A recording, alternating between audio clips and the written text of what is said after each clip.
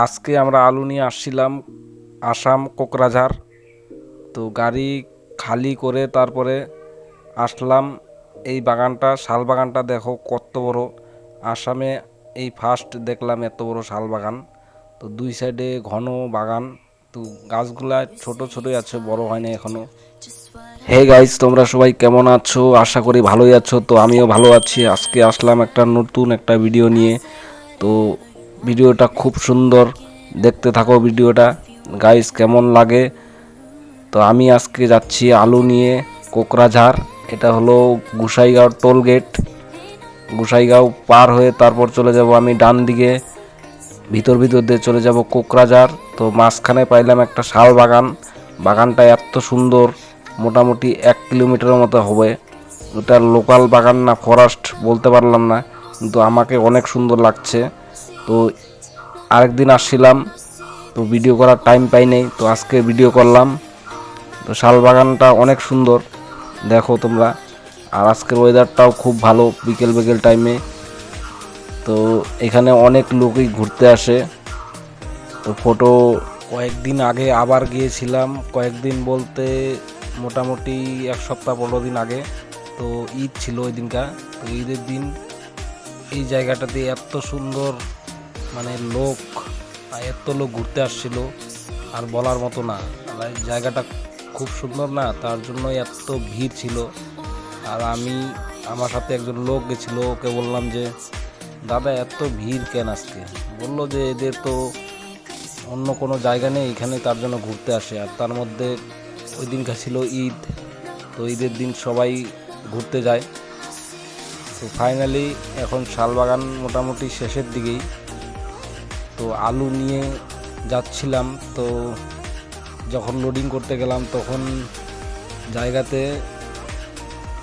গেলাম, তারপরে ওরা বলল যে আলুগুলো গাড়ির মধ্যে নেট লাগানো ছিল, তো খারাপ হয়ে যায়। তো সাইডে বললো বস্তা দিতে। তো আমি বললাম ঠিক আছে, এখন তো বস্তা নেই, সামনে আবার যেদিনকা নিয়ে আসবো ওই দিনকা সাইডে বস্তা লাগিয়ে নিয়ে আসবো। তো এখন মোটামুটি পৌঁছে গেছি শালবাগান শেষের দিকেই। অনেক দিন থেকে ভাবছি যে শালবাগানটা একটু ভিডিও করব, তো টাইমেই পাচ্ছিলাম না। আগে আরেকদিন আসছিলাম, সেদিনকার রাত্র হয়ে গেছিলো। আর এটা গোসাইগাঁও থেকে ডান দিকে, গোসাইগাঁও বাস স্ট্যান্ড পার হয়ে ডান দিকে যে রাস্তা গেছে ওই রাস্তায় ভিতর ভিতর দিয়ে কোকরাঝাড়। আর আমি প্রথম যেদিনকে আসছিলাম সেদিনকে গেছিলাম সারপাঙ্গুড়ি দিয়ে। তো সারপাঙ্গুড়ি দিয়ে রাস্তা ভালো আছে, এদিক দিয়ে একটু রাস্তা খারাপ, কিন্তু এই রাস্তায় কোনো ঝঞ্ঝাট নাই, একদম ফাঁকা রাস্তা, কোনো টেনশন নাই, আরামসে যেতে থাকো। এই যে চায় বাগানটা দেখতে পাচ্ছ, এটা মাঝখানেই পড়ে কোকরাঝাড় যাওয়ার কিছু দূর, মোটামুটি 5 কিলোমিটার আগে। জায়গাটা অনেক সুন্দর লাগে, কারণ আসামে চায় পাতা বাগান আছে ওই দিকে একমাত্র গুয়াহাটি পার হয়ে। আর এই জায়গাটাতে আছে একটা বাগান, আর শ্রীরামপুরে আছে মানে 1-2টা বাগান। তো আসামের বাগানগুলো ভালোই লাগে, কিন্তু এইদিকে যে বাগানে কাজগুলো শ্রমিকগুলো রয়েছে, ওরা কিন্তু আমাদের ওয়েস্ট বেঙ্গলের মতো ভাষা বলে না, ওরা অন্য অ্যাসামিস ভাষা বলে। বা আদিবাসীদের মধ্যে একটা অ্যাসামিস মানে কীরকম একটা ভাষা থাকে, ওই ভাষাটাই বলে ওরা। জানি না ওটা কী ভাষা, উড়িয়া ভাষা না কী ভাষা। তো এইখানে এখন শেষ হয়ে যাবে বাগানটা, চাপাতি বাগান। তারপরে একটা ব্রিজ, মানে একটা নদীর ব্রিজ হবে। ব্রিজটা পার হয়ে মোটামুটি 2 কিলোমিটার, তারপর হলো কোকরাঝাড় বড় বাজার। তো এইখানেই আমার গাড়িটা খালি হবে।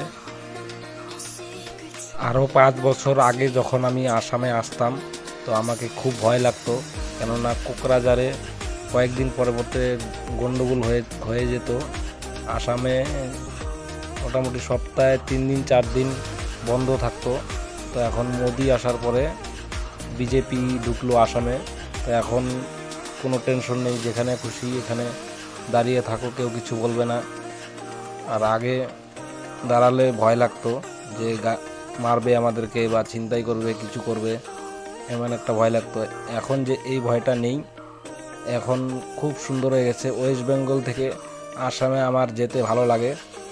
তো আসামের কিন্তু একটা জিনিস খারাপ লাগে যে এমবিআই আর আমাদের গাড়ি আন্ডারলোডে চলে না, আমাদের গাড়ি ওভারলোডে চলে, কেননা আন্ডারলোডে আমাদের পোষাবে না, ভাড়া খুবই কম দেয়, তার জন্য আমরা আসামে যাই না।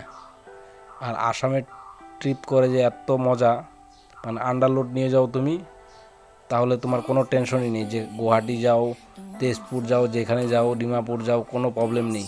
খালি আসাম পারমিট কাটবে আর যেতে থাকবে, কোনো পুলিশ নেই রাস্তায়, একদম ফ্রি মেন্টে যেতে থাকো। এই যে ব্রিজটা পার হলাম, এখন ঢুকে গেলাম কোকরাঝারে। এখান থেকে কিছু দূর 500 মিটার থেকে ডান দিকে রেলগেট পার হয়ে চলে যাব আমি তো কোকরাঝার কে কে গিয়েছো কমেন্ট করে নিশ্চয়ই জানাবে। ভিডিওটা ভালো লাগলে পেজটা ফলো করে দেবে, ইউটিউব চ্যানেলটা সাবস্ক্রাইব করে দিবা। Tata, bye bye.